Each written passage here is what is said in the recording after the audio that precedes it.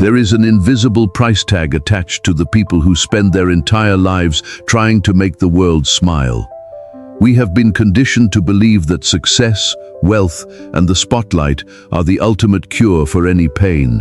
But at the very top of the world, one man discovered that fame was nothing more than a golden illusion, behind the elastic mask of the highest-paid comedian in Hollywood history. There was a psychological abyss that almost no one could see. Jim Carrey spent decades creating characters to run away from himself until the mirror finally shattered. This isn't just the story of an actor who lost control. This is a deep look into what happens when the mask you created becomes too heavy for your soul to carry. To understand Jim Carrey's collapse, we have to go back to where it all began, to a tiny, cramped room in Canada, where a 12-year-old boy spent hours locked away. The reality of young Jim wasn't funny at all. His family faced extreme poverty, reaching a point where they had to live out of a van. But the true trauma lay in the bed next to him. His mother suffered from chronic illness and severe deep depression. Right there, the young boy discovered a survival mechanism. He realized that if he made absurd faces and loud, chaotic jokes, his mother would forget her pain for just a few minutes. His comedy wasn't born out of a desire to be famous. It was born out of the desperation to save his family from sadness. Jim learned way too early that his value in this world was tied to his ability to entertain. He built a rubber suit of armor to protect a frightened little boy. The problem is, when you wear a suit of armor for too long, it eventually fuses to your skin. By the mid-1990s, the boy from the van had conquered the world. Ace Ventura, The Mask, Dumb and Dumber. In a single year, Jim Carrey became an unstoppable force, shattering box office records and commanding an unprecedented $20 million per film. To the public, he was a god of joy, but backstage, the man was beginning to dissolve. You see, the problem with giving the world exactly what it wants is that the world never lets you stop. Every time Jim stepped out of his trailer, he had to become Jim Carrey, the hyperactive, smiling cartoon character. He began to realize that people weren't falling in love with him. They were in love with the character he created. To cope with the crippling anxiety and a growing dark depression, he was prescribed Prozac.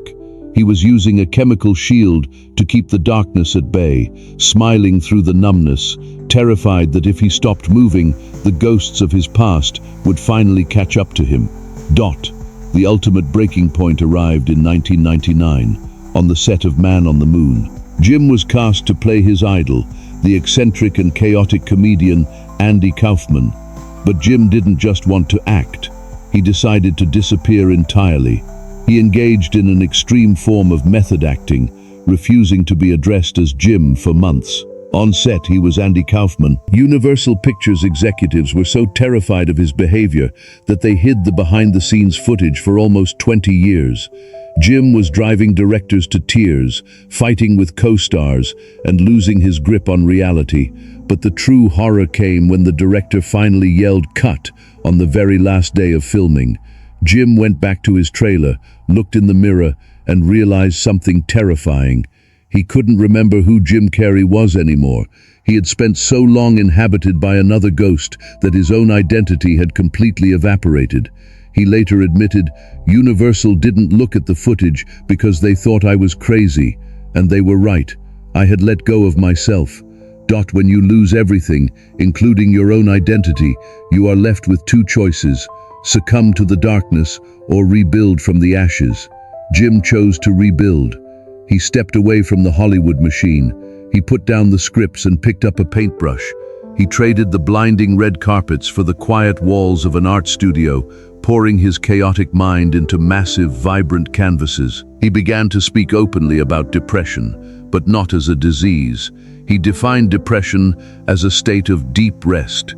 He explained that your body becomes depressed because it is tired of playing a character you created that you can no longer sustain. Jim Carrey didn't lose his mind.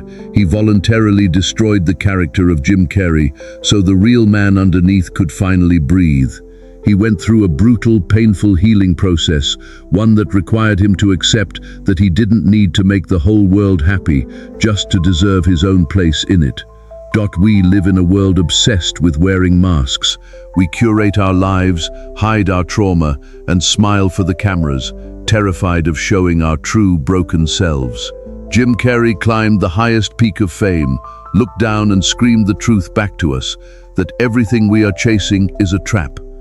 In the end, his journey teaches us that you cannot heal a soul by hiding behind a mask. True freedom doesn't come from being loved by millions. It comes from having the courage to look into the mirror, strip away the expectations, and finally be at peace with the person staring back. Until the next file.